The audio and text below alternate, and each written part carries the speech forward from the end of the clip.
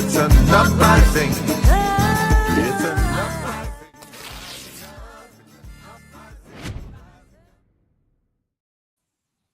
Hello, everyone, and welcome to the Green live stream. I'm your host, Edie Arndell, and I'm here with Mr. Scott Free. How's it going, Scott? Hey, everybody. Got a lot to cover today. We'll try to get to the comments. I think it's going to be kind of rapid fire. Make sure you see everything that we've been putting together since Renee Good was murdered by ICE. So hang on to your butts. Yeah. Oh boy.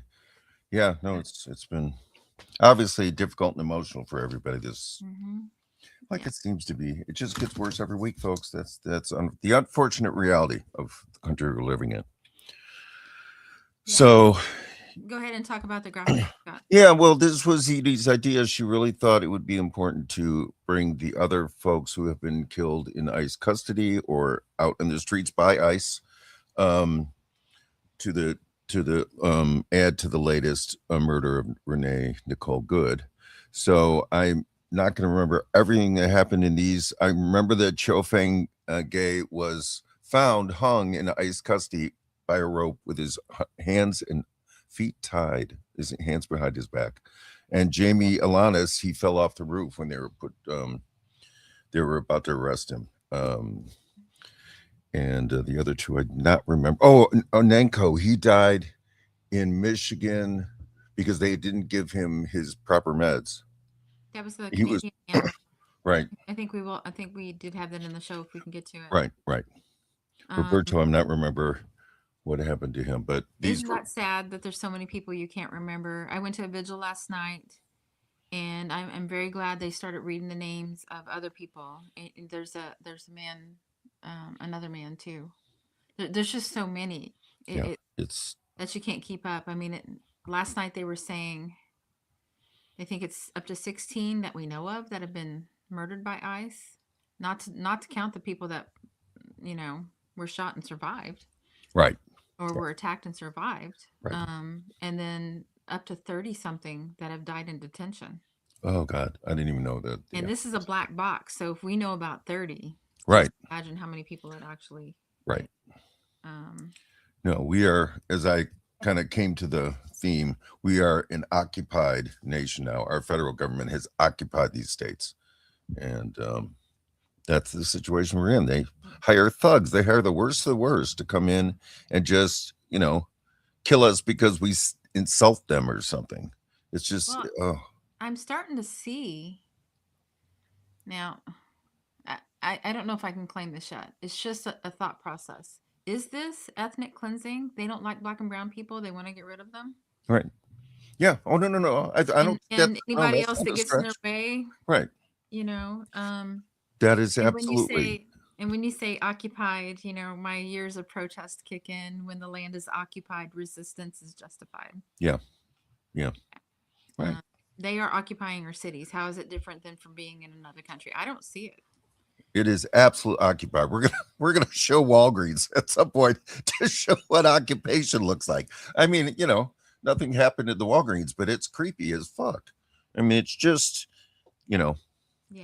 You want to start with the first video? Let's we got a lot to cover, and I think it's all worth watching. Is it the video where looks like a friend is like going up to the car and videoing them? Is that the first one? I think it's her wife, right? Oh. No, you're right, because you see her with the camera. No, you're right. It's somebody else. All right, let me try to do this. I'm sorry, I forget. I'm posting the videos today, so I gotta get my act together here. Okay, I have it ready if you want to get it on screen. Okay, here we go. Ready? Yep.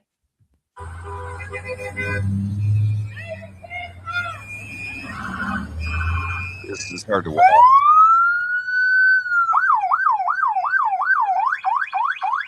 That's fine, dude. I'm not mad at you. Show your face. I'm not mad at you. That's okay. We don't change our plates every morning, just so you know. It'll be the same plate when you come talk to us later. That's fine. U.S. citizen, former fucking veteran. You want to come at us? You want to come at us? I say go get yourself some lunch, big boy. Go ahead. Out of the car. Get out of the fucking car. Get out of the car. Oh!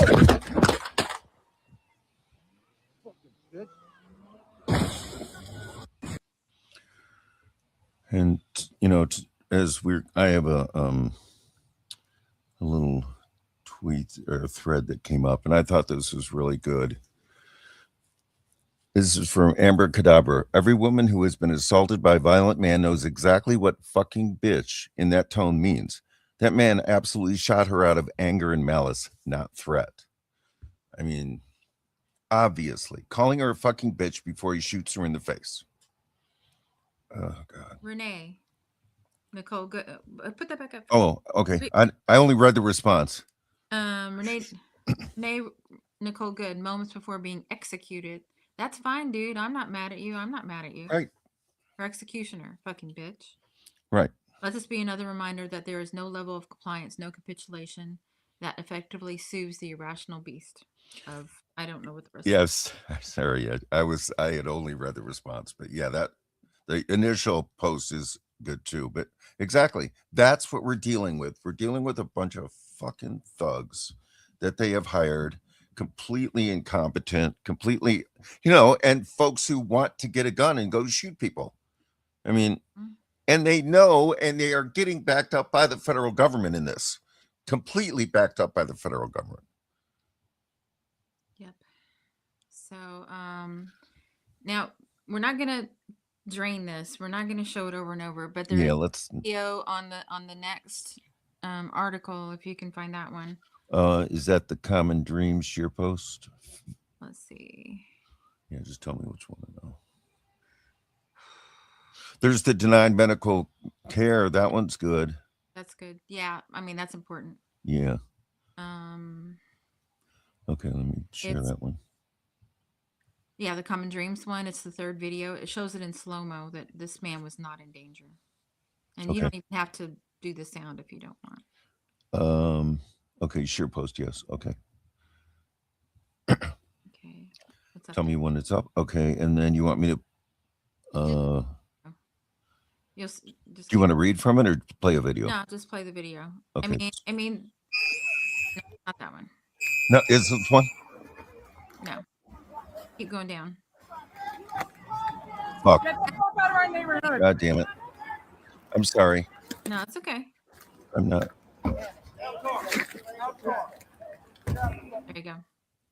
Keep going. There's one next one. There's one more, I think. There you go. Right there. Oh, yeah. This was the angle right. Thank you for finding this angle. Oh, they right the volume.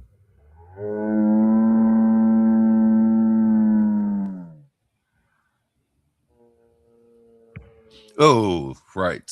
That's important to see. Right. He is standing next to the car as it's driving away. And that's when he shoots her.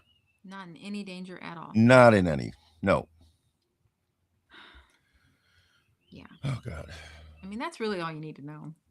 I know. Exactly. And fucking bitch before he shoots her. Yep. So, hey, our producer's now here, which will help us streamline this, hopefully. Thank you. I don't think I have all the graphics there in order. So if you run across something, you might have to add it, just, But the next one will be ICE denied critical medical care for Renee after she was shot. I think I'm ready with that one, Okay. Hazel, so I'll do that one.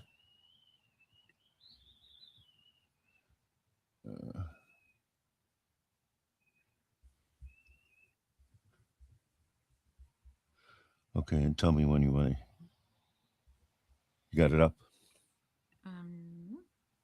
Yes. Whoa! No! Back up! Now!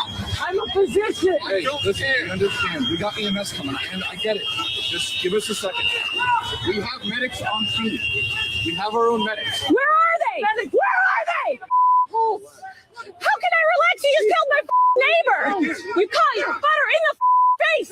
You killed my neighbor. How do you show up to work every day? How the do you do this every day?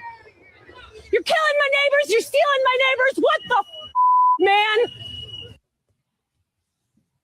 Yeah, even doctors get emotional. It's just, yeah. I mean, again, that's got to be a crime. Blocking medical aid has got to be a crime. Multiple crimes going on simultaneously. Well, even people that are picked up off the street don't have any due process. No. So,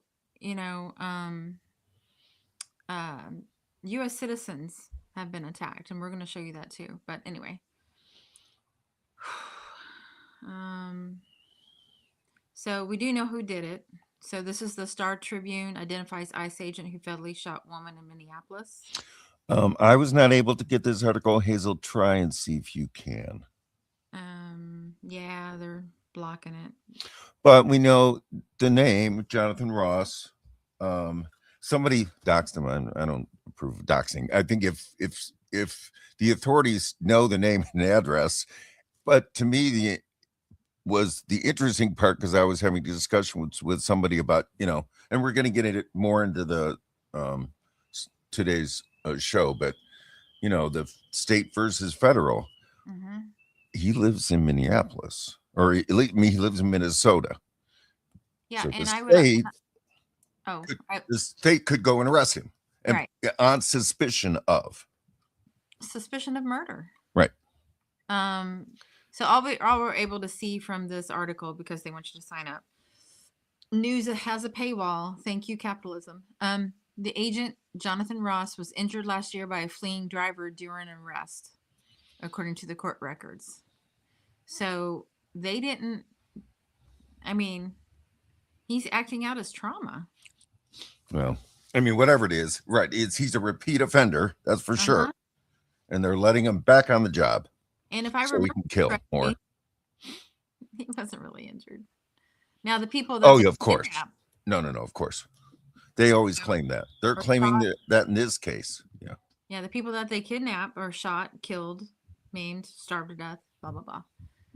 So yeah. I'm gonna keep going, I guess. We're laying it out here, and the next one you had is what the law says.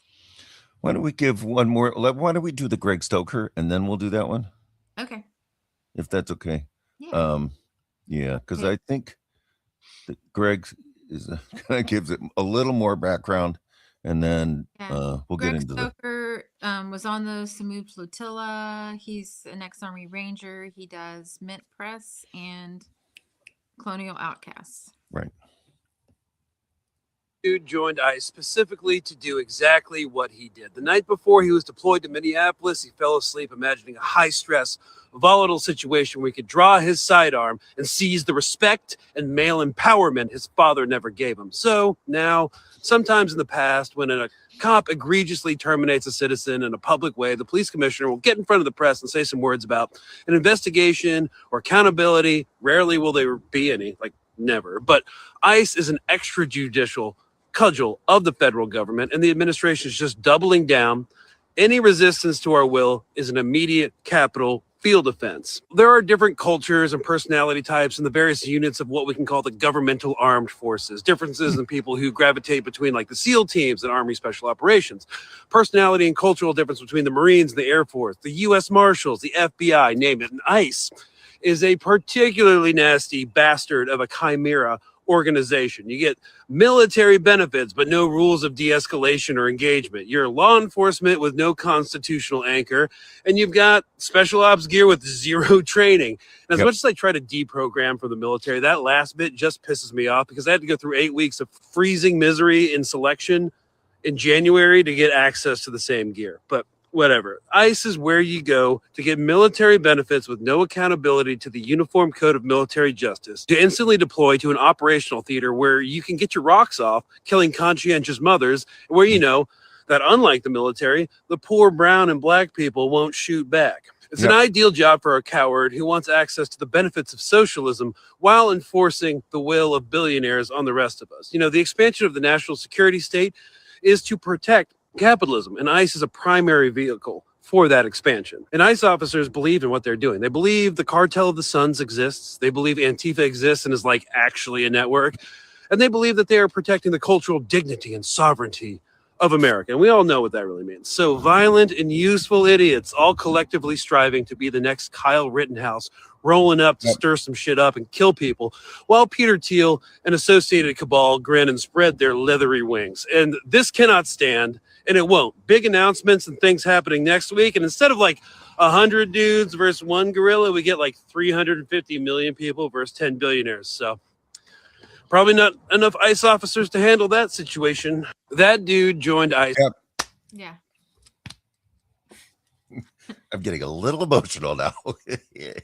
So, Very but easy. we love Greg Stoker very much. And again, like what I love about Greg is that he gives the left a military perspective that we could never. I mean, we just don't have that experience. We don't have that knowledge base. So Greg is really providing so much information. I mean, he really lays it out. Inside, he knows what it's like to serve Yep. honorably. Yep. And in the right way and for the right reasons. You know, what we do with our military is a whole nother subject, but people that serve, most of them join to serve the Constitution and protect us.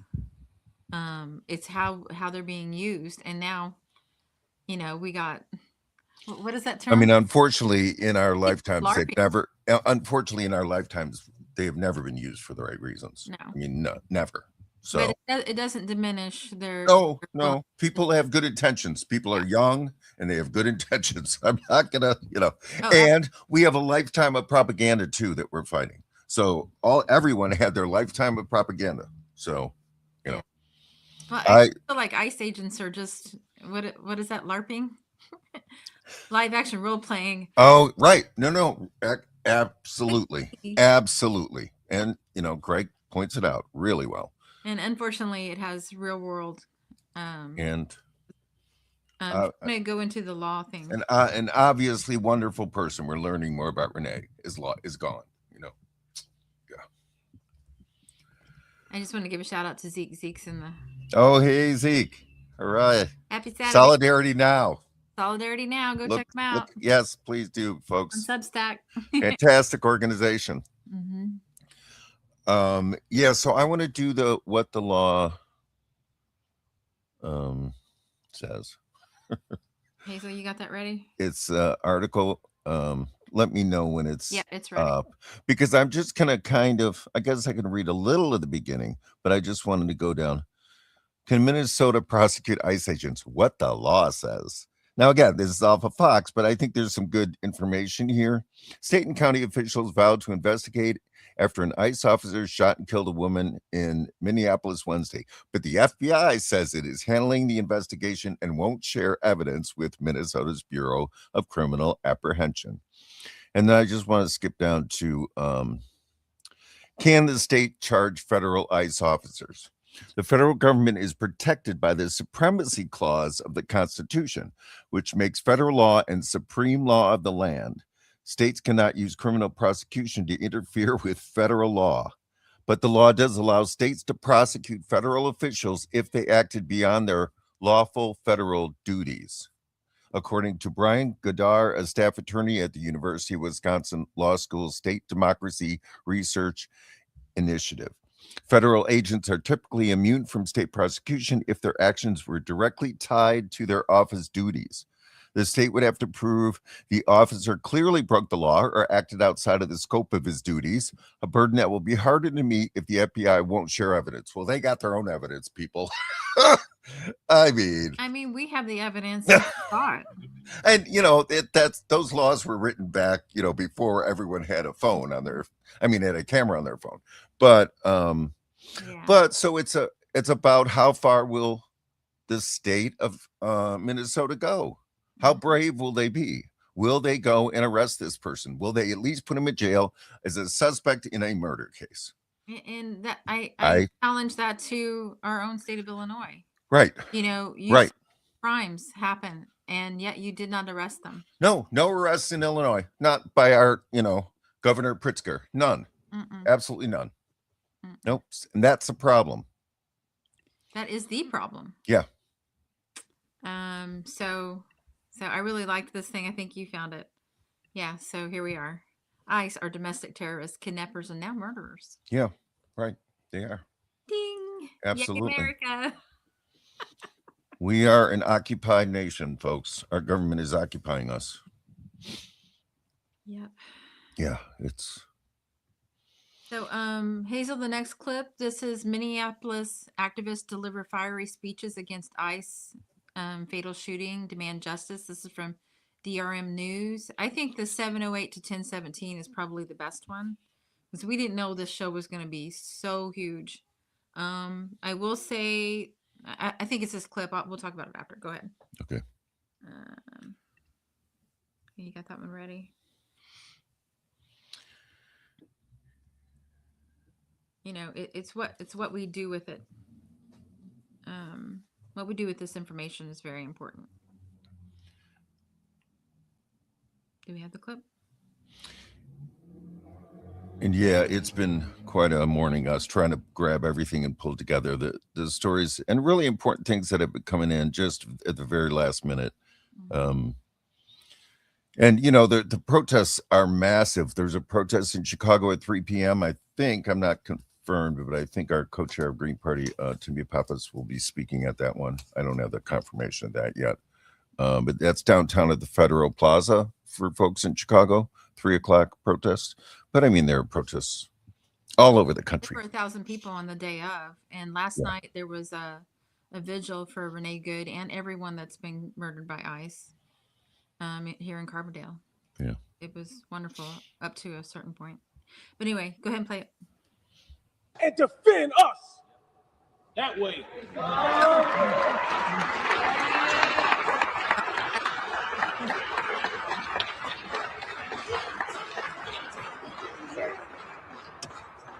Thank you, Eli. Next, we'll hear from Rebecca Weigel from Univos, Minnesota. Oh, let's welcome Rebecca. You want to go back to the first one? The guy that just spoke, go back. Is it 708? Yeah. The ICE officers Hazel, who could shot you go backwards? and killed You're sorry. legal observers. Just, yeah, let's see where he was, where he started. Because that's the person you wanted? Okay. Oh, maybe it's 116 to 708. Yeah. Okay, the first one then. Okay, That's we'll do fine. the first one.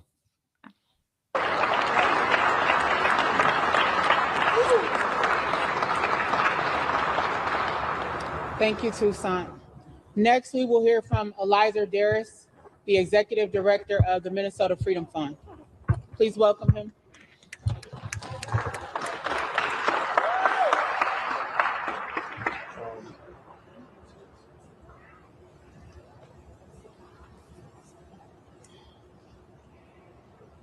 I, like many of the activists and organizers and advocates behind me, we have found ourselves standing in front of podiums like this time and time and time and time again when local, or in this case, federal law enforcement have decided to use lethal force against us without right. And here we are again. We watched that man literally position himself in front of Renee's vehicle and shoot round after round after round into her. Now, law enforcement are supposed to justify every last single round. He shot her 3 times in the face. The rest of law enforcement made sure that no one in the crowd could render aid. Right. There was an actual physician that said, hey, I'm a physician. Let me render aid. And they said, stand back and watch her die. And so our expectation is that in tragedies like this, law enforcement would undergo due diligence determine whether or not a crime has been committed, and bring charges. Yes. And ultimately, for a jury, if this person appears, to bring a conviction. Now that's in the normal situation. Yeah. What we would normally expect to happen. But we're not dealing with normal times. These aren't normal situations. We have a federal government threatening other portions of its government and saying, if you hold anyone accountable, you'll be terminated. Say terminated. Terminated. You'll be fired. Say fired. Fired. You may be arrested. Say arrested. Arrested. And so they do nothing. We can expect nothing to come from the federal government. So what does that leave? It leaves the state. I'm here today to call upon our local officials to stand up. Say stand up. Stand up. And do something. Do something. Stand up. Stand up. And do something. Do something. Why did we send you here? Yes. If the county attorney won't prosecute, if the attorney general won't prosecute, if the governor won't order an investigation, if the sheriff won't conduct an investigation, if the police chief won't conduct an investigation, and then if the BCA this morning will release a statement and say the feds told us to stay out of it, and then they say, okay, we'll stay out of it. When have they ever done that? We cannot expect the federal government to do anything in this situation. And you all heard law professor Nikema say, we locally have the authority to investigate and to bring charges. Now, if a judge makes a jurisdictional determination later, so be it. But we expect this county attorney in this county, right here in Minneapolis, to bring charges. Yes. Right. We expect this attorney general office to support any investigative needs, any charges that may be brought. The support coming from the top is what we need, because we will get justice nowhere else. That's right. They've already said it. They've already expressed it. We should not expect it. So we need our local authorities to stand up or tell us you are abandoning us. Come on. Tell us you are going to allow federal tyranny. That's right. We're talking about murder. Come on. Yeah. Right. Come on. Say that you're going to leave us at the hands of a federal government that is unchecked, that has no checks, no balances. Tell us that you're going to allow them to murder us and do nothing. Right. Then we can make a decision of who we need in those seats to protect and defend us. That way. Yep. That's rough. He's right. It's our state, you know. We are running for state offices here in Illinois because, again, he's making a perfectly clear example of when the federal government is murdering people, the next step is the state. You got to do something. I mean, the governor, the mayor of our city, one day called for a general strike and then nothing. And, you know, right, our attorney general did not bring, there was the man who they said ran over an ICE officer. I'm pretty sure they killed him here in Illinois. And, right, did the attorney general investigate? Was there anything done from our state? No, nothing was done from our state. And, you know, again, watch how the press does this shit. So what happened? The mayor of Minneapolis said the word fuck. So they made a big story out of that, right? So that became the news. It's just, and I'm sorry I missed that comment. Oh, this is exactly what the Dems did to Palestinians. Right. 15 months occupied, Yeah. I mean, the history goes way back. I mean, the history of the U.S. is a occupation and genocide of Native Americans. So, I mean, but this stuff goes on, and now we are in the midst of.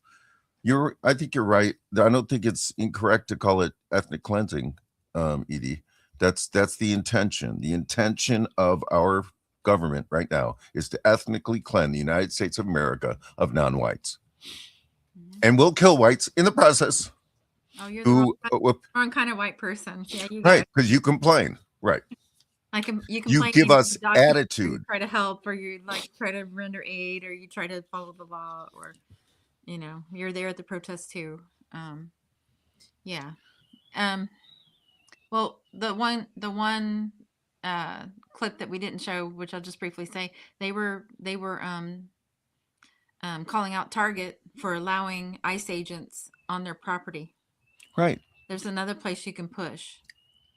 Go complain to your Target and say, if this continues, I will make sure people don't shop here. Yeah, the video of the two guys. I will, your local Target, just say, I will campaign against people shopping at your store. I mean, they pulled the guys out of Target. I saw the video of the two of them being taken away. Yeah. Working at Target. That's in there later too. Okay. So outraged gardener, based on alleged fraud charges, USDA withholding $120 million in award payments to Minnesota on 110. Coincidence? Oh no! What is this? I'm sorry. I based lost on you. Fraud charges, the USDA withholding $120 million in award payments to Minnesota on 110. That's today. And I'm sure that I think it was Illinois or Chicago. I can't remember that Trump is denying benefits for childcare. Wasn't that Illinois? And I think that just happened too. He's going after the blue states. That's what the article said. Blue states he was going after by denying federal funds. Why should we be affiliated with this government? Why should we be affiliated? Well, they're taking our tax money and they're not going to give us any services. Yeah, we should just keep it all here then. Right. I want to declare independence. That is not an official statement by the Illinois Green Party. But, actually, it got me thinking. So, right, I'm all on this, let's declare independence. It's another issue, actually, which I've been thinking about is, so a political party has a platform, and then they have the politicians, and those politicians have a range of their own individual ideas and right? Mm-hmm. But the Green Party doesn't have folks in high offices. So the only thing that people go on is the platform. And so I don't agree with all of the Green Party's platform. And I just had conversations with two people recently, and they said, yeah, the Green Party, I know their sex worker platform, I did not agree with their conclusion on that. So I'm not involved with them anymore. Well, okay. That's a platform. That's not the specific person running for office, but we don't have that luxury, right? How many people say, oh, I'm not involved with the Democratic Party because of their one platform that they had that nobody pays attention to, right? Me. Okay. I'm not involved with the Democratic Party because they funded, aided, abetted, and made sure that there was a genocide. That's not the platform. It's not on the platform. That's my point. That's my point. No. That's my point. Nobody goes to the platform and lists down the things. They see how they vote. They see their actions. Right. But the Green Party doesn't have that. So they just look at the platform. And I don't think they're all on local level. So you would have to be in the city where there's a Green Party person to approach them on how that platform works with the person and the place that you are. A platform is basically a conversation that can happen later when laws are passed. I just had this conversation with somebody from our own Green Party this morning. If you're watching, hi. Somebody talking about, well, where is the alternative health as part of the platform? And I would turn that around, and people are still acting like Jill is running the party. She ain't running anything. She's not running for anything. When you turn that around, so the person that you support, where's their stance on that as well? So let's compare apples to apples. Right. That's my point. They go to a platform, which is just, the Nationals consensus and votes, but it doesn't, I'm not going to quit the party over one particular platform that they happen to have at this time. It's just, there are bigger reasons to be involved. We need to have a systemic change, right? Systemic change is what we have to do. If you're going to bicker over one stupid little platform, go away, because you don't get the picture. You don't get the big picture of what we're trying to do here at the Green Party. I'm sorry. I'm so mean. I always tell people to go away. But No, it's just come talk like, and let's yeah. let's help you work through that. I'm going to tell you to go away, and she's going to tell you, come and talk to us. And you can come and talk to us. I might be a little meaner, but we do meet every Thursday at the Illinois Green Party on a Zoom at 8 p.m. You can go to ilgp.org/events to see the link and just come in and stop, and you can argue with me at all, because I love arguing.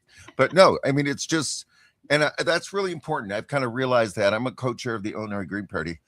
I don't think I'm the best person to represent the Green Party, but what I'm trying to do is have a place where people can come. So I really want to emphasize that, anybody can come to this Thursday night meeting. You don't have to be in Illinois. Anybody can come and talk about, what's happening. But I want the Illinois Green Party to feel, the people that sign up, to feel like there's a place they can go, because we have an annual membership meeting, but meeting once a year. So I'm sorry, I got way off topic. I know. I mean, we are the Green Party, absolutely, and Scott and I are just two people in it in Illinois.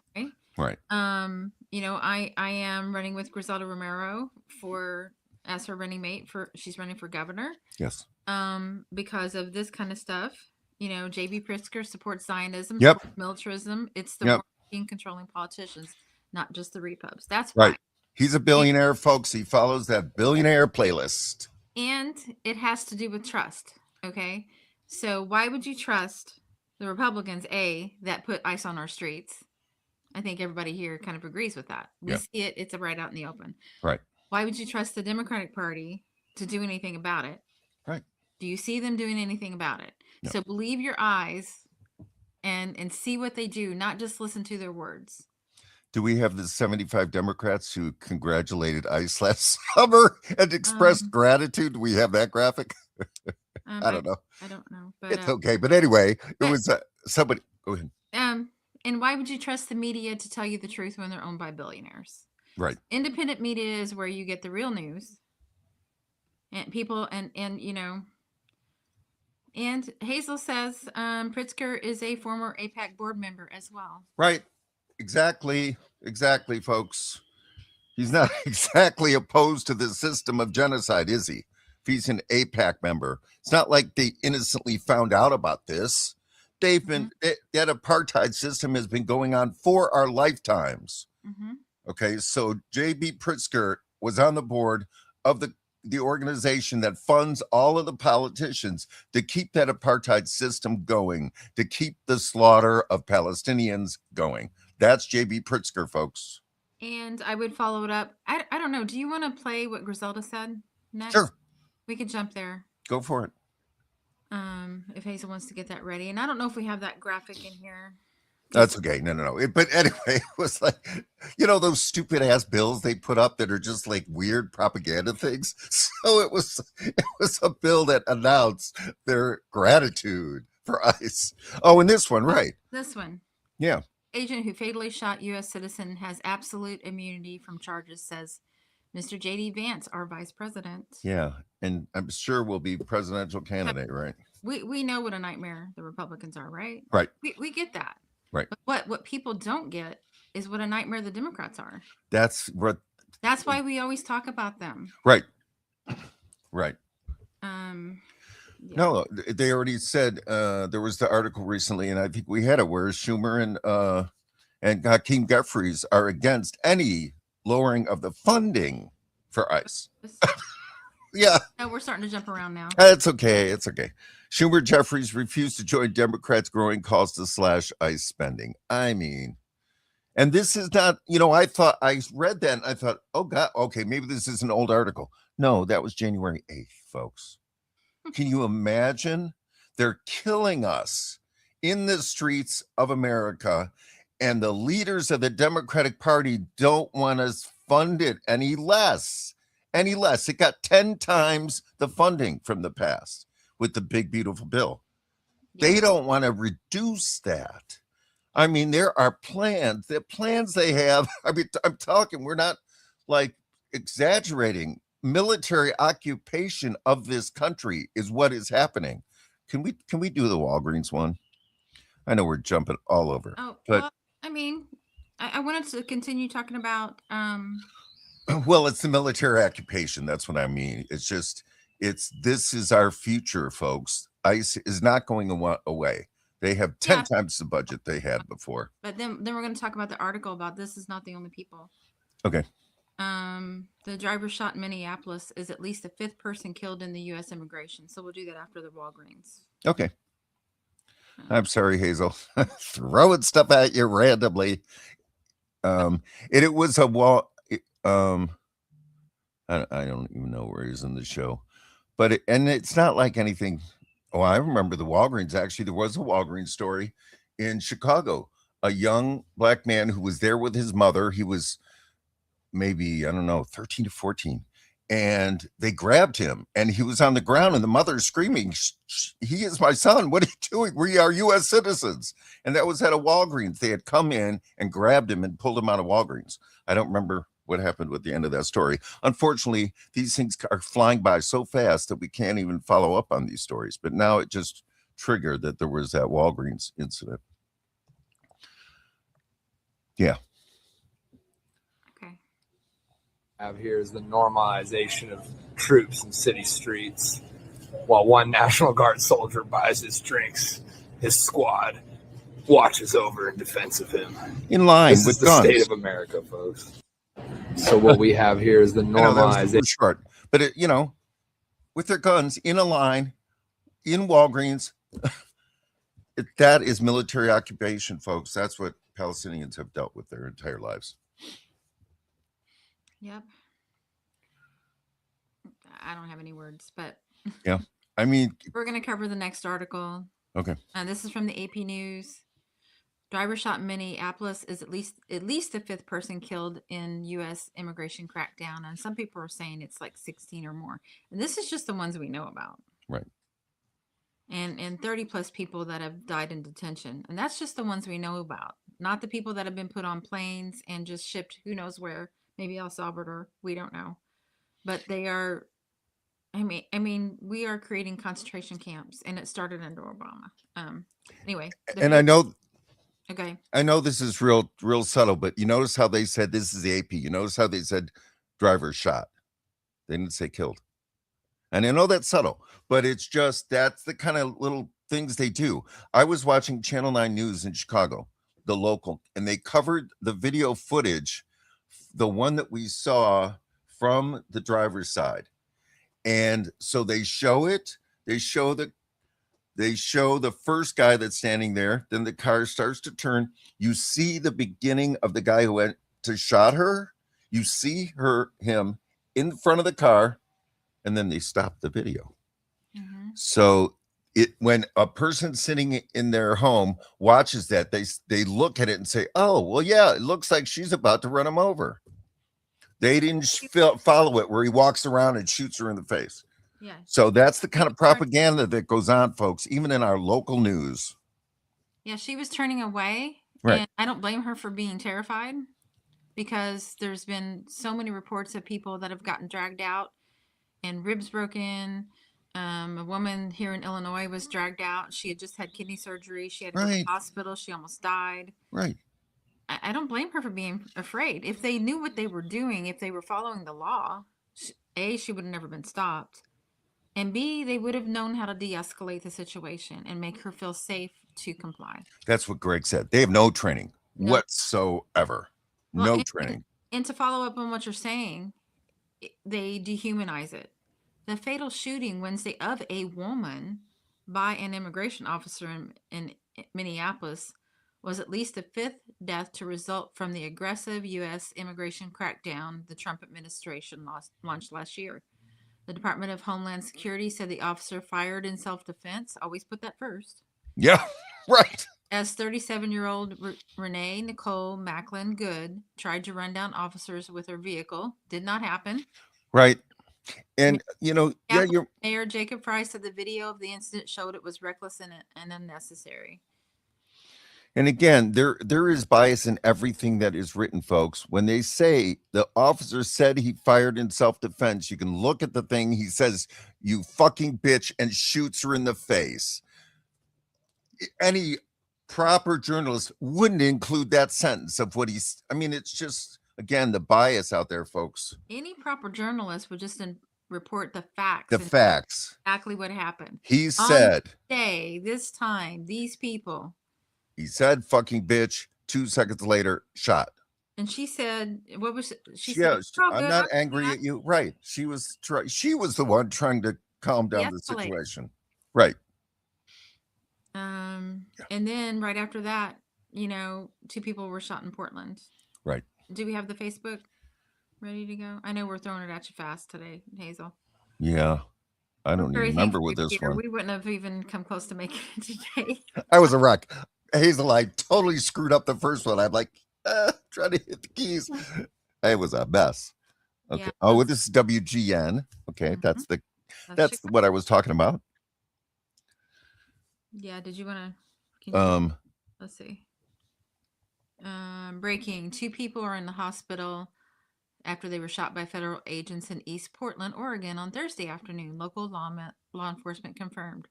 So this stuff is coming out so fast. Right. These are not isolated incidents. No. No, that happened the next day. Right. Yeah. Thank you, Hazel. Yeah. No, they're not slowing down because of this incident. That's for sure. They are not slowing down. And so the next one is, here's the woman in Illinois, Laura Rodriguez Presa. She was on her way to work. If you want to show that Facebook. Oh, which one is this? Right underneath the one we just showed. Laura Rodriguez Presa. Okay. And here's why people are afraid to like even give them a benefit of the doubt that they're going to be treated with any kind of respect or care or anything. Is this one ready, Hazel? Is that it? Oh, sorry. Go ahead.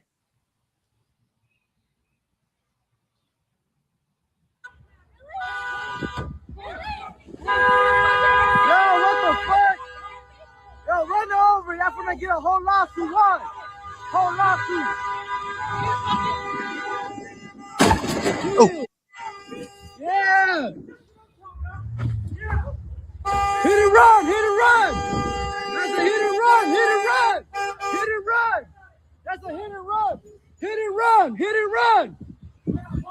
No, Jesus, they bro out their guns. Yo, with that weapon. That weapon.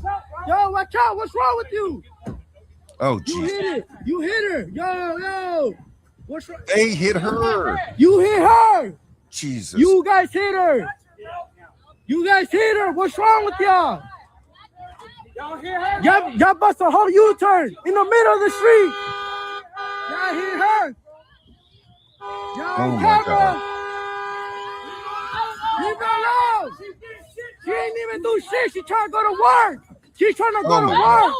What the fuck? Yo, what? Y'all some crazy. Y'all got no heart, for real. Oh. No heart. No heart.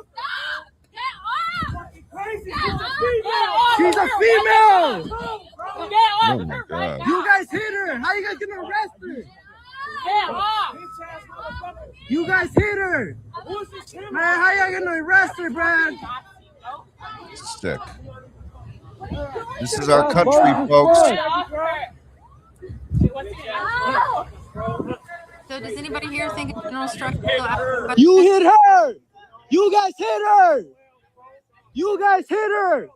Okay, I think, yeah, we're an occupied nation, folks. We got thugs coming in here and attacking people. And she had just got out of surgery. She was on her way to work. They put her in the hospital because she had kidney surgery, and they leaned on her abdomen to do what they did. She's a U.S. citizen, and I think she's an attorney. Which, you know, it doesn't matter. The U.S. citizens, they have no right to go and harass people and do what they're doing. It doesn't even matter if they're U.S. citizens. People who are not U.S. citizens have rights too. They do have rights. Mm-hmm. Oh, God. Yeah, and what kind of nation do we want to have? Well, obviously, this is what they're going for. We'll have an idea of what I was not raised to believe. So that's not the kind of world I want to live in. And then we have a story. The next one is a U.S. citizen. Well, this is the one we talked about. Yeah, the target. 67 broken ribs by Border Patrol agents after being dragged out of a car while driving home into a street they'd blocked off. He just made a wrong turn. That's all he did wrong. Oh, I didn't even know this one. Wow. The incident unfolded Saturday in Chicago's Old Irving Park neighborhood, where residents say federal agents disrupted a children's house. Oh no, but this is okay. So now you're going to the path from the things that have happened. This was October 2025. Yeah. Okay. Right. You know. Right. We're going through the His running club, the man who is a U.S. citizen was returning from a team run when agents pulled him out of his vehicle, tackled him to the ground, and kneeled on top of him, allegedly breaking 6 ribs and causing internal bleeding. I remember this now. Yep. Yeah, this is where we are. Right. Yeah. He was just trying to park his car or something. Yeah. Oh God. Yeah, he'd been gone and he showed up and he was probably trying to go home. Right. You know, and they don't have any training, so they don't know how to direct traffic or any of that. They're not. I've had that happen too. A street is blocked off by the police. You say, I live there, and they let you in because you live there. I mean, they don't act like thugs. I mean, I'm not going to here supporting the police, but I've had that incident happen. It's very common that the police know that if somebody lives in that block, you let them in and let them park their car and go home. Or say, you know, direct people. Okay, how can I get around? You know, they should have the foresight to go. Oh, you right. Back up and turn over here. Yep. It's not about that. It's about they want to grab anybody they can. Yep. Like Greg said, they just want to get their rocks off. Right. And they got daddy issues and shit. Yeah, exactly. I mean, they got mental problems, folks. These are people with mental problems and guns. Look at the way they act. I mean, it's obvious. These people have. Yeah, this isn't Call of Duty. This is for. Yeah, the next one we had was the Target one, and then a DoorDash one. Yeah. Let's do them both. Yeah. Okay, go ahead. And then there's a man that impersonated. Oh, right. Yeah. Yeah, we'll just play those 3 back to back, Hazel. Go ahead. Oh, this one's a post. Sorry. Oh, the video. Hang on.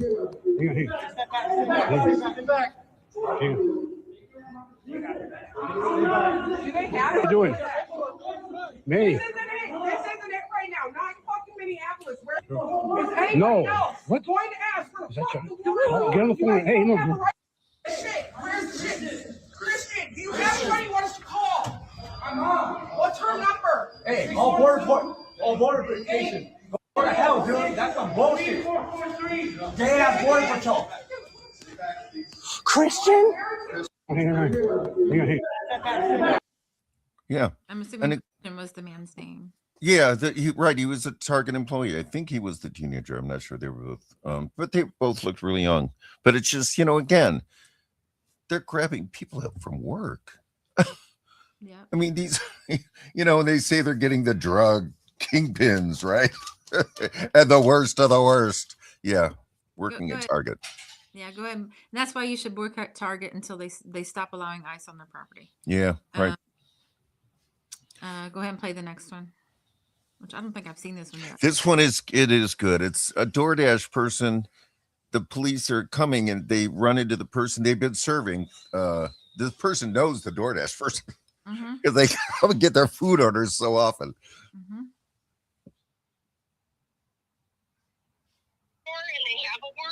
They don't have a warrant. They said they'll get one.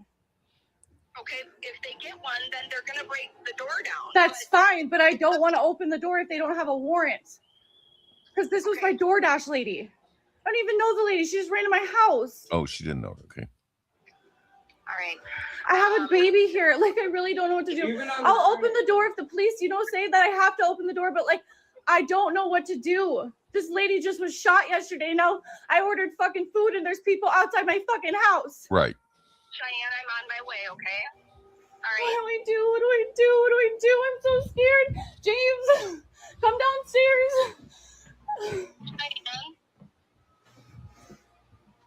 Cheyenne. What?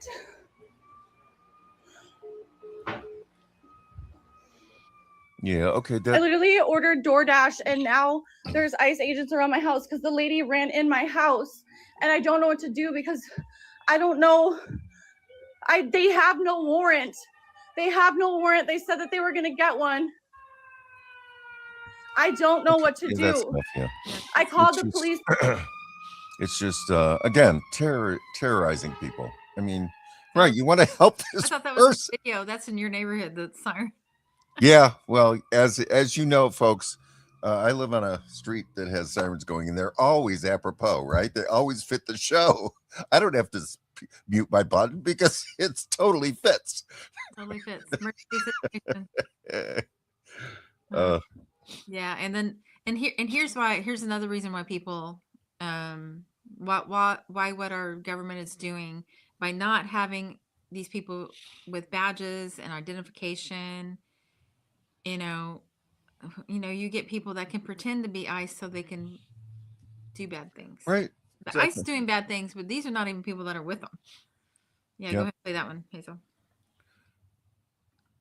On camera, police arrested this man, 44-year-old Joshua Warner, last week on charges of impersonating an officer. Warner is accused of trying to detain two people in Galveston. KPRC2 News reporter Corley Peel spoke with the witnesses who helped catch him and shares a request from police tonight. Name and badge number. I don't have to give it to you. You're not a real cop. Joshua Warner caught on Robert Harvey's live stream, allegedly posing as an ICE agent on November 9th. Harvey grew suspicious, passing this scene on 24th Street in Galveston. Somebody's searching that truck. That white truck. Look. Yeah. Who the hell is that? They're shining a flashlight in his face. What about this stop made you realize that this was a red flag? This doesn't seem legit. Yeah, first it was the no police car. Then when we got out, like I just mentioned, he was quickly trying to get rid of him and get away. He started to walk away and we were like, hey, stop. And then it was his uniform. I mean, I've never seen police in a uniform like that. And his tool belt and all of his stuff, I mean, it looked like it had just came in from Temu or Amazon or something. What the hell did we just see? That ain't even a cop. As Harvey and his friend Bruce Redman approach Warner, he appears to tell the two men he stopped they can go. Who are you? Can I help you with something? I immediately asked him, hey, who are you? What are you doing? What's your name and badge number? And then the fact that he wouldn't give me a name and badge number was another red flag. You see it? He ended up getting his fake badge out of the car, and then he actually hit my friend Bruce in the face with it. Harvey and his friend notify police nearby. On December 22nd, Galveston police confirm he posed as an ICE agent and arrested Warner at his home, finding a fake law enforcement badge and ID card and seizing his car that resembled an unmarked patrol car. We were very pleased that they took it seriously and did an investigation and arrested this guy because that's a dangerous person.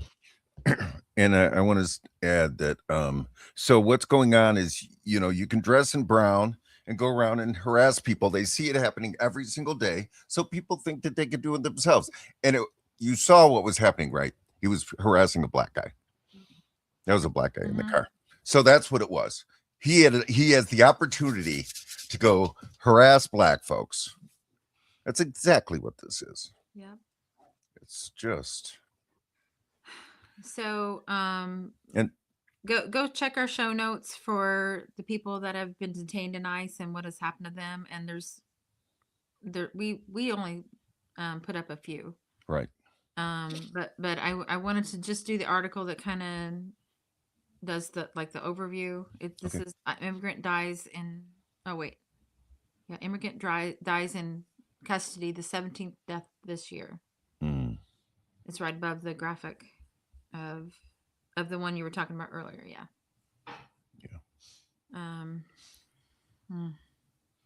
So this is from WLRN News, Miami. It's a public media. Yeah. So we couldn't even find a picture of this man, Hassan Ali Mod Saleh. Right. No picture. 67-year-old man from Jordan died of cardiac arrest after being hospitalized from Chrome Detention Center in Miami. He was briefly revived, but later pronounced dead on October 11th. Saleh had a history of heart disease, according to the ICE statement. He lived in the U.S. since 1994, but lost his permanent residency.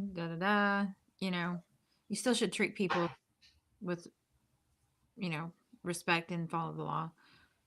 I mean, even if you didn't do everything perfectly, you still deserve to be treated with respect.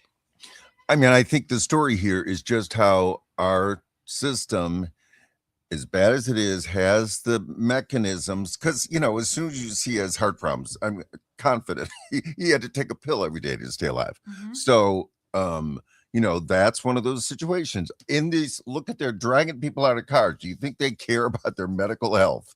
No. Hell no. And, the Broadview, where they wouldn't let anybody in, and that's in Chicago. They wouldn't let anyone in. So, of course, anybody who has medical issues, most older people do, where they have to take some kind of pill, whether it's diabetes or heart issues or, so none of that is being taken care of in this, disgusting third world conditions that we are living in now. I mean, it's just. Yeah. And did you see our Democratic politicians go there and do their photo op and pass out some water and leave? Yeah. Right. That's all they're good for, apparently. They have the tools to demand entry, but they just don't use them. And they're planning on expanding Broadview, the building across the street. We covered that. It's the 10 times the size of the current Broadview one. So again, I'm telling you folks, this is our future. This is not some randomy thing that's happening that's going to stop soon.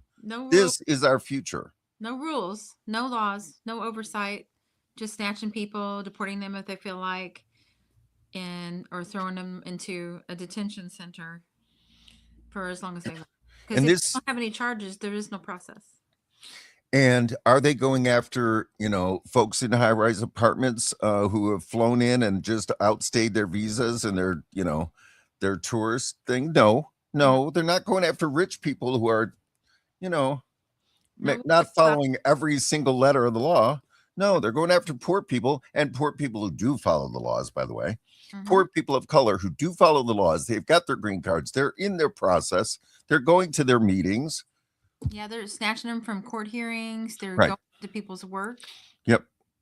And as you just saw, it doesn't even matter if you're a citizen now. It doesn't even matter if you're a white person. Yeah, and that was Doge at the beginning of his administration. That's what that was about, folks, when they went and grabbed all the data out of the computers. That's what they were grabbing. That's why they know exactly where to go. The person, they have the name, the address, the place to go. That was all information they grabbed in the Doge seas. So this was April 16th, 2025 in Miami, and they already had records of 17 as of April. Oh, okay. Yeah. So there's it's way higher. There is Isidro Perez, a 75-year-old man from Cuba, died at Kendall, Florida hospital. Same month, Canadian citizen Johnny Noviello, 49, died after being found unresponsive.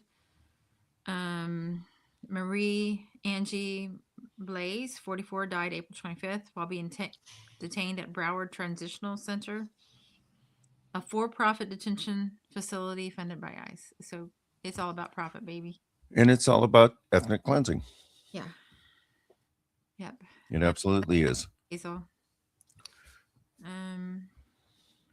Yeah. So,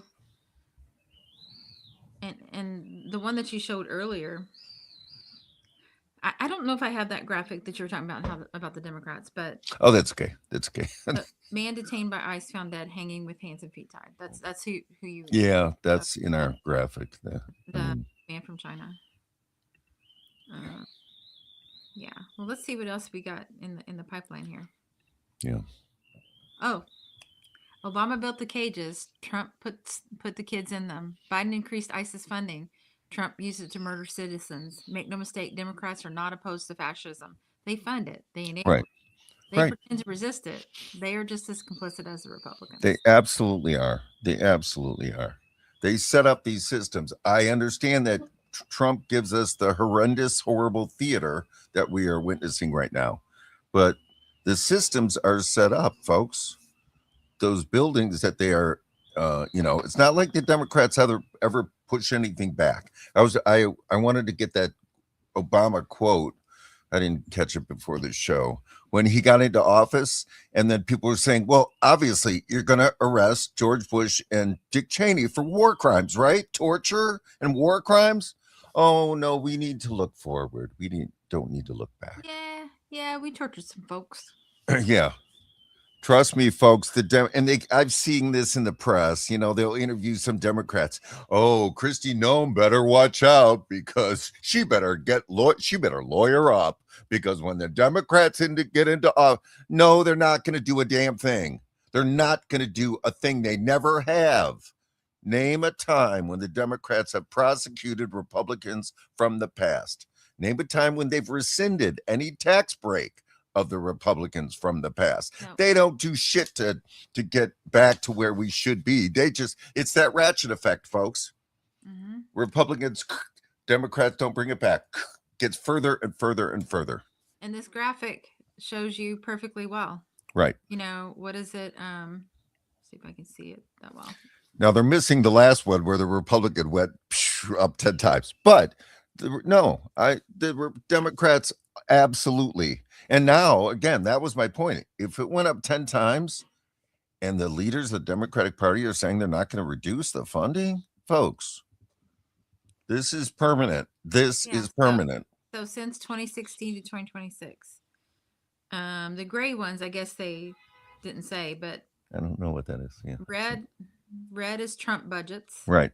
There you go. And the last 4 blue ones are Biden. For our Biden budgets. Right. 4 times in a row, folks. Yep. Under Biden. Yep. Billion. Do you guys understand what a billion is? Yeah, I still can't even conceptualize it. I can't even conceptualize it. There's a lot of cool stuff on online to help you understand. Like they compare it to like distance or something like that. So anyway. Yeah. Oh, and Brian, it said they have military weapons as well. I know I'm jumping back to just some comments. Right. That's the thing. It's military weapons they've given these people. Yep. Right. The police has been militarized throughout the country. And yeah, ICE is giving this stuff. I mean, in Walgreens, standing there in Walgreens. Oh, my God. Prescription. Yeah. I'm trying to buy a dog toy. Right. It's just. Yeah. So I wanted to go to the town hall because I didn't see that. So this is Chicago Town Hall meeting. It's right under. Apparently, Hazel can't put those videos up, but that's okay. We'll save them. They may end up somewhere. I mean, they're from the live stream whenever we this live stream where we interviewed our governor candidate. Oh, okay. Chicago Town Hall meeting complaints of Chicago police assisting ICE. Let's play that. We may not get to Venezuela today. Just know that this is all connected.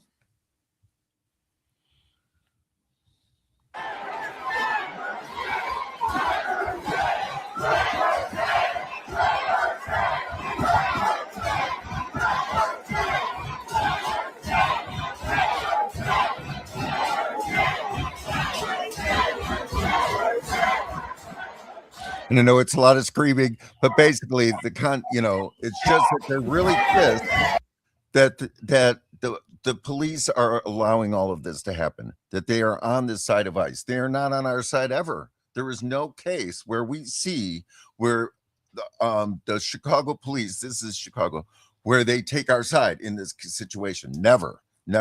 I remember the video we shared where the Chicago police got pepper sprayed.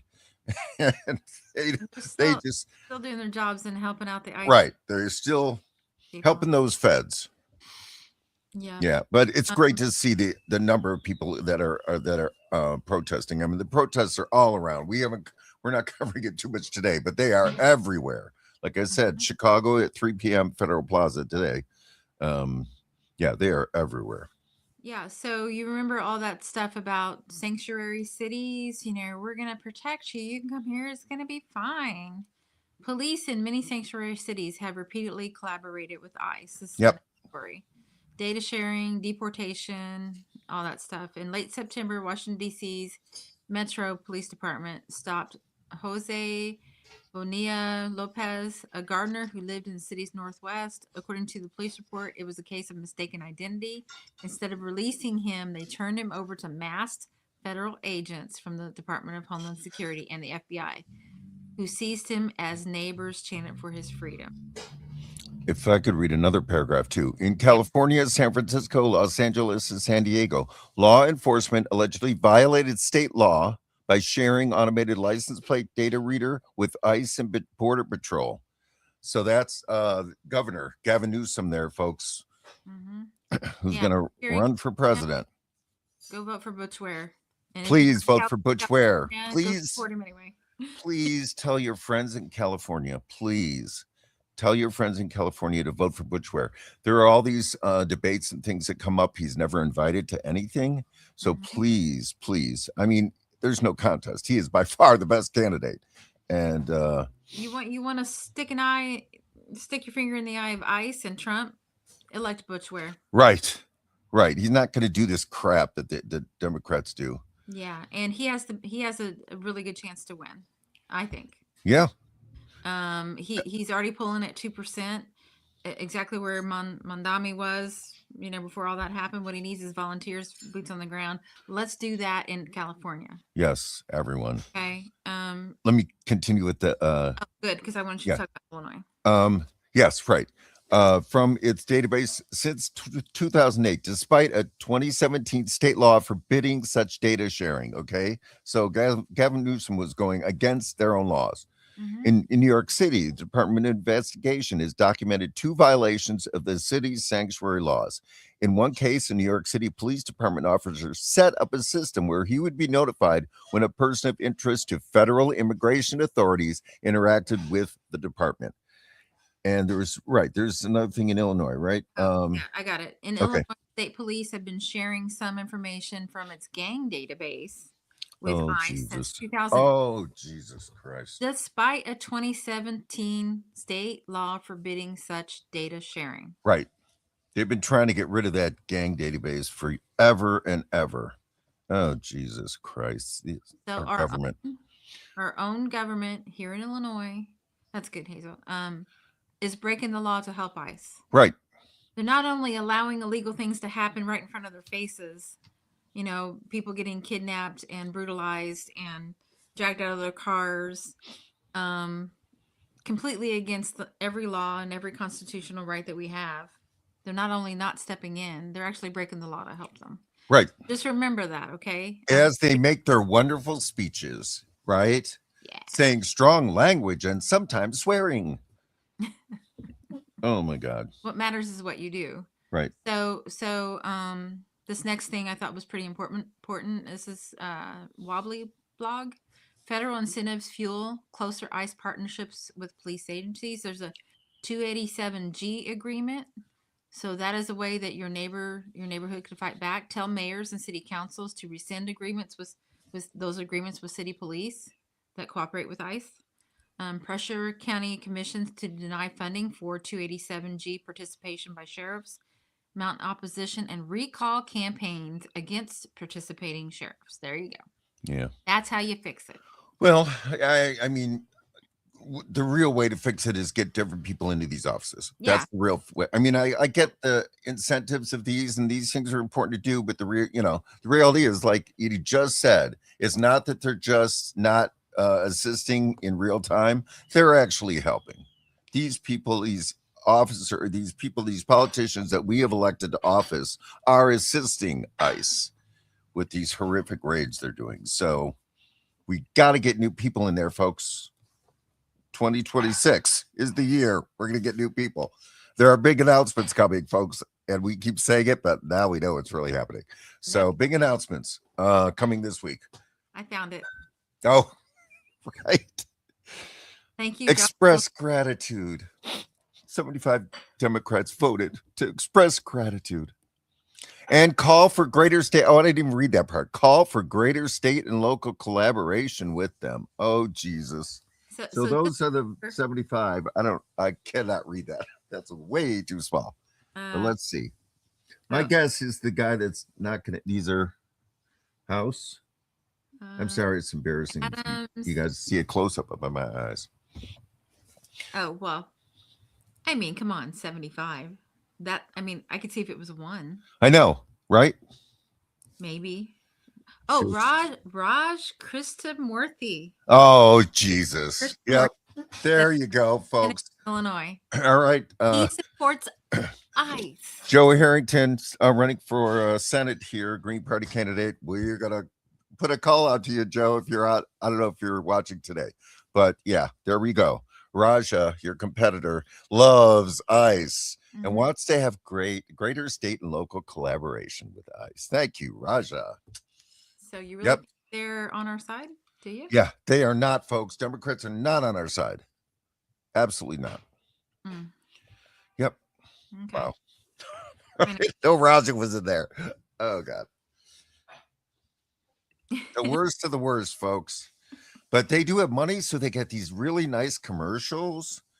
And, you know, I saw Kat had a AI created commercial on last night during a football game that was on a TV that I was in a bar.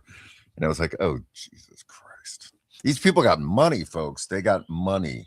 Don't let money determine who you vote for. Come on, stop that concept. I know that the stats are that, 99% of the elections, it's whoever has the most money. It doesn't have to be that way. It doesn't have to be that way. You don't have to go into the booth and vote for who spent the most money. Yeah, that money means that they have sold out the most, in my opinion. Oh, yeah. Oh, no. Raja took money from Palantir, folks. Palantir is the company that provided the intelligence to Israel to create those pagers that exploded and killed a lot of people in Jordan. So that's Palantir, and that's who Raja took money from. So Democrats are not our friends, folks. Democrats enable genocide. Yeah. So we're not going to get to Venezuela today, obviously. No, that's okay. I think Scott's probably got somewhere to go, but I'll just give a quick rundown. I really like the RU ICE thing because, but anyway, we'll move on. Yeah. U.S. drops Maduro drug charges because they made up that organization, so that's not true. There was also a picture of his wife testifying in Congress that she's got a black eye and like a cut. Okay. So they're brutalizing them. Venezuelans have protested en masse, demanding the return of Nicolas Maduro. The bad faith one is really good. If we only want to cover one Venezuela one, let's do it. Good. Let's do it. Let's do the. Here, I'll put it in the private chat for you. Since I'm looking at it, Hazel. Let's do this one and then the next one, which I found really good. Yeah, the only people celebrating are the rich people that want the oil. Exactly. And absolutely.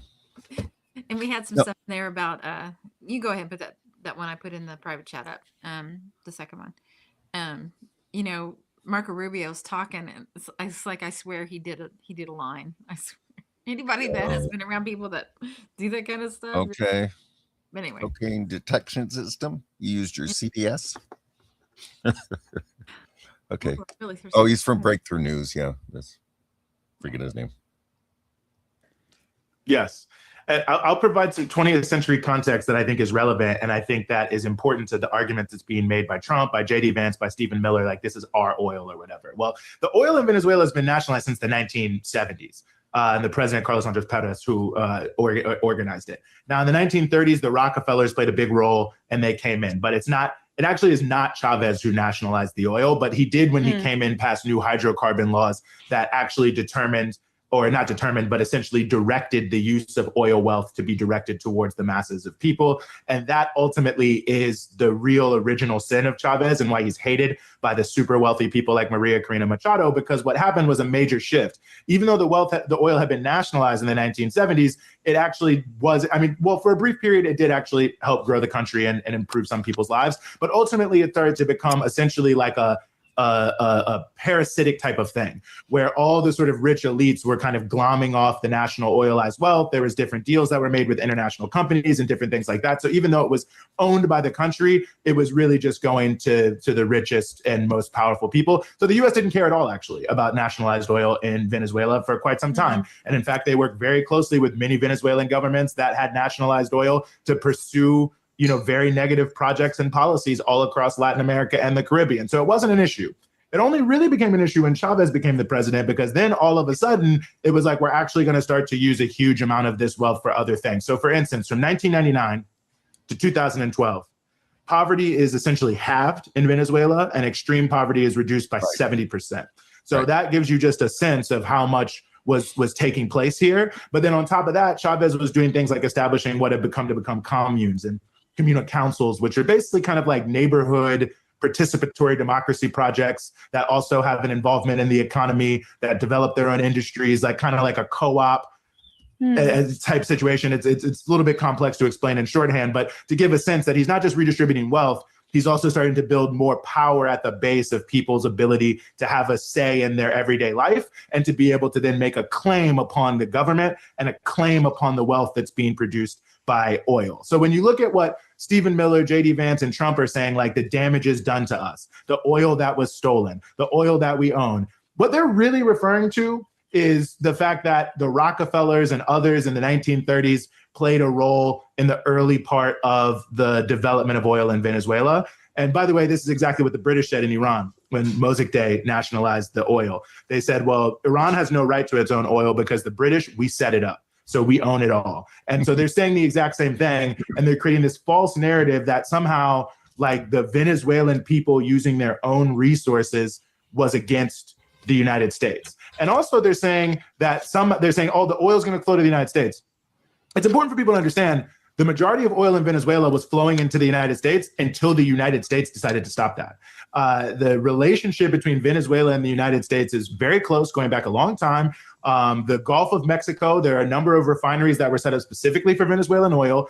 I've traveled to Venezuela many times. The first time I was there in 2005, like all the oil was coming to the United States. Citgo, which by the way, used to be owned by the Venezuelan State Oil Company and do things under Chavez, like give cheap heating oil to the Native American reservations in the South Bronx, has now been sold off for parts by the Trump administration, the Biden administration, not to Venezuelans, that's for sure, but to vulture funds in the international capital arena. But that being said, all of this was very focused on the United States. It's the most obvious oil market. And it's only the U.S. deciding to sanction Venezuela to try to cripple the fact that they were using the oil wealth to help the non-Maria Corina Machados and the wealthy elite, who, by the way, are basically all white.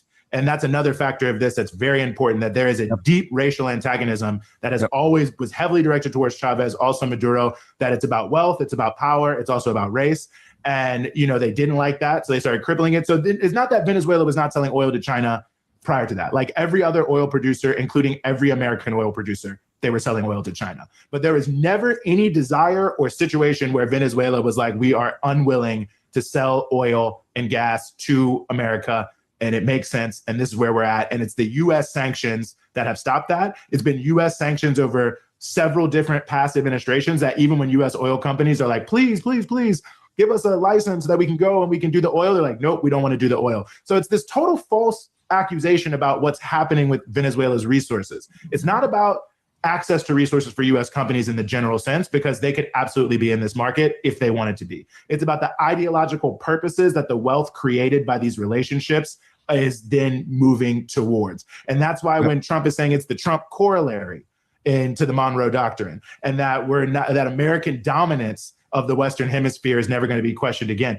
that's what he really means. He doesn't really mean like, oh, there's no other way we could negotiate, because by the way, Venezuela's been trying to negotiate all throughout the Biden administration and the early Trump administration to say, please, can we like come to an agreement here? And they've been very forthcoming in regarding this exact issue. In fact, according to the New York Times, they were very willing to allow more American companies to work in the Venezuelan oil industry. It's about the ideological reality of how the resources are used, and they want to stop that. They have to crush that. And that's why starting under Obama, they started these escalating series of sanctions in order to cripple the economy. And that, I think, is the important context here, is that all of the things that they say they want, which is more American participation in Venezuela's economy, were right there. But the only thing that they couldn't accept was that if the economy of Venezuela started to bounce back, that money was going to be poured into poor and working class communities to take control of their own destiny. That's fantastic.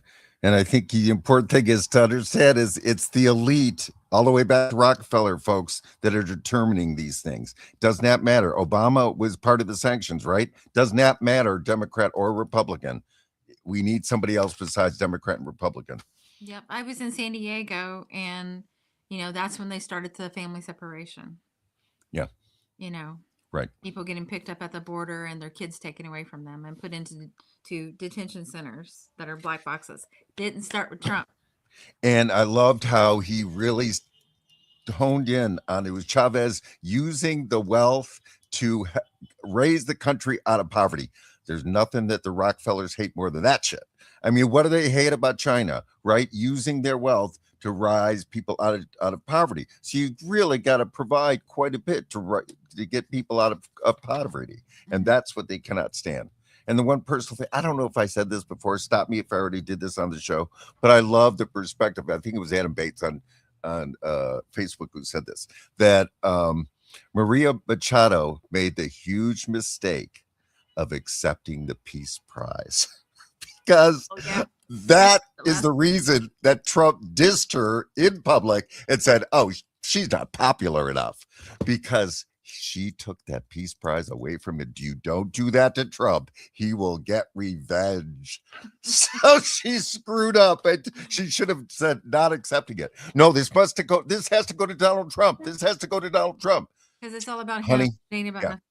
She blew her chance to be leader of Venezuela. Oh, yeah, right. I just saw this. Free Medicare for all. That was so brilliant. Dan Sheehan, I don't even remember where I grabbed it from, but thank you, Dan. That was brilliant. How many Medicares for all? Well, this one, yeah. Exactly. I did put the last article that we're not going to get to. It is by Craig McIver.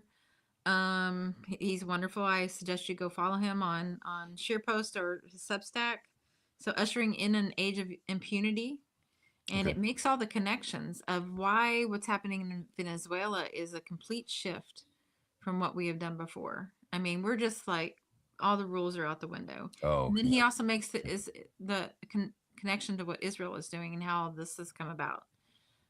Israel wants us to take over South America because they get to get in on the goodies too. Yeah. You know, but I want to thank everybody for being here. It's 1:30. Yeah, thanks everybody. I'm going to run out to the protest.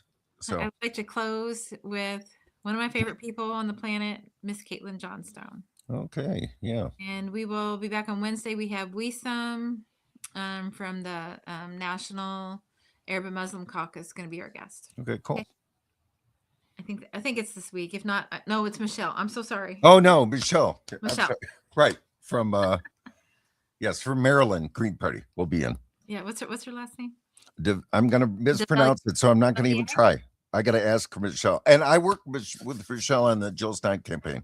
So it'll be great to see her again and talk about good old times. Reminisce. Yes. Okay, go ahead. The real tyrannical regime and other notes. Right-wingers are like, listen to Venezuelans. No, not the Venezuelans in the streets demanding Maduro's return. No, not the polls saying most people in Venezuela oppose U.S. regime change. Those are the wrong Venezuelans. I mean, listen to the Venezuelan talking to Fox News from his mansion in Miami. They're like, Trump needed to invade Venezuela and abduct its president because otherwise that poor country would be victimized by the whims of a despotic tyrant. Actually, fellas, I'm pretty sure the real tyrannical regime is the one who's claiming the entire Western Hemisphere is their personal property and they get to control what happens in every country on half the planet. Right. Pretty sure what's tyrannical is invading a country, murdering scores of people, and abducting its leader in order to steal control of its resources. Yeah. Kind of think the real tyrant on the scene is whoever's trying to rule the world and aggressively targeting any country anywhere on the planet that resists that agenda. Like, maybe a really good example of tyranny would be constantly toppling governments and starting wars of aggression and targeting civilian populations with starvation sanctions, and waging proxy conflicts and dropping bombs and interfering in elections and circling the planet with hundreds of military bases and working to kill, subvert, and subjugate any population anywhere on Earth if they disobey your commands. Pretty sure the tyrant we actually need to worry about is whoever's doing that. Yep. Gotta wash my hair. If it gets any more oily, I'll have Delta Force breaking down my door to steal it. Yeah. Democrats spent more than a decade saying Trump is an evil fascist. And then when he invades a sovereign country and abducts its leader, all they've got to say is, oh gosh, I wish he'd been more polite about it. He should have asked Congress first. It's just Trump with a rainbow flag. So let's recap. Russia invades Ukraine, claiming there's a NATO proxy force directly on its border. Crazy, evil, worse than Hitler. U.S. invades Venezuela, claiming China is making energy deals there thousands of miles from the U.S. border. That's fine, normal, Monroe Doctrine. Just wish he'd asked Congress. All this macho, fuck yeah, America, take their oil, jingoism we're seeing from right-wing pundits like Nick Fuentes, Matt Walsh, and Tim Pool feels planned. Yeah. It's too perfectly aligned with the rebranding of the Department of Defense as the Department of War and all Hegseth's sloganeering about having a mega badass military with FAFO lethality. It appears to be a deliberately crafted PR campaign to get the MAGA crowd fully on board with the U.S. military interventionism, which Trump had previously campaigned against. Right. This is happening for a reason. The empire has agendas planned. The warmongers are already openly salivating for regime change in Iran and Cuba, with the anti-interventionist streak in Trump's base brought on board with easy in-and-out attacks like bombing Iranian energy infrastructure and kidnapping the Venezuelan president. They can now be expected to be much more supportive of more high-cost interventions going forward. This is exactly how Kuwait was used, by the way. After the Gulf War, the elder President Bush famously proclaimed, "It's a proud day for America, and by God, we've kicked the Vietnam syndrome once and for all." Vietnam syndrome referred to the general war weariness of the American public after the nightmare of the Vietnam War. Bush was saying that the Gulf War had shown Americans that wars can actually be easy, straightforward victories rather than costly, horrific quagmires, so they'd be more willing to support war in the future. We all know what happened after that. The first war with Iraq went so great that the entire nation signed off on doing it again, pushing on to regime change this time. That was, of course, a complete disaster, and we seem to be ramping up for something like that again. Mm-hmm. I've seen a lot of people comparing the ICE shooting in Minneapolis to the abuses we see from the IDF, and I totally get why they are doing this.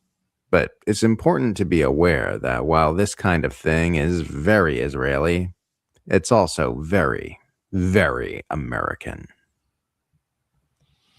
Yeah, I'm just glad, Bernie Sanders called Maduro a ruthless dictator. Your favorite socialist. And didn't Mondami do it as well? Yeah. Right when they first bombed the boats. He was told to say it, and he said it. That's what a Democrat does, folks. They do what they're told. I am posting the interview with our recognized governor candidate Griselda Romero in the chat for everybody to check out later. So after we're done with this, if you want a little more Green Party, head on over there and give it some views. And if you like our show or you don't like it and you like to argue in the comment section, we didn't do a very good job today with the comment section, but please subscribe, like, comment, even if they're bad comments. And yeah, please subscribe because right, exactly. Oh God, thank you, Brian. Yeah, Paul. We're just I just want to end with a visualization. Okay. Oh, go. Okay, so it just occurred to me, people are like, well, I like this person that's running locally in the Democratic Party. They want to do good things. Aww. Yeah. So, kind of picture them. Oh, these are they seem to be good apples, right? Okay. Well, what happens when you throw them into this huge bushel of rotten apples? Right. Not so good anymore. Right. The rot creeps in. Yeah, it definitely will. Yep. Yeah. People, I'll say it in every show. Don't normalize genocide. Supporting Democrats is normalizing genocide. Don't do it. Don't do it. He blocked you. Yeah. Fall for Bernie Sanders propaganda, folks. It's the worst of the worst because you think you're doing the right thing. You think you're on the right side. You're not. You're not, folks. Because they're saying the things you want to hear. Right. So just remember that every time their mouths are moving, like, okay, I hear what you say, but did you do anything about it? No, not a thing. They shut up when the Democrats were in power for Medicare for all. Not a word. I'm with you, Brian. Yeah, I did the same thing. Money we did not have. We did not have. We were so in debt that we almost lost our house, but I was still giving Bernie money. Oh, God. Yeah. Never happen again. Yeah, right. Don't fall for it, people. If you like us, if you think you want to give us a shot, donate to the Green Party. Go to ilgp.org/donate. Yeah, and folks, you can do that right. Yes, to any of the Illinois candidates, Butch Ware. There will be more candidates coming soon that you will love to help. So yeah, so please, Green Wave is coming, folks. And thanks for being with us today. We really appreciate it. Absolutely. So, okay. Well, we'll see you next time. I'm going to put this up in the corner, then we'll close it out. Bye, everyone. To catch it. All righty. Uprising, we're rising up. It's an uprising, we're rising up. It's an uprising. Fight the power. It's an uprising. Fight the power.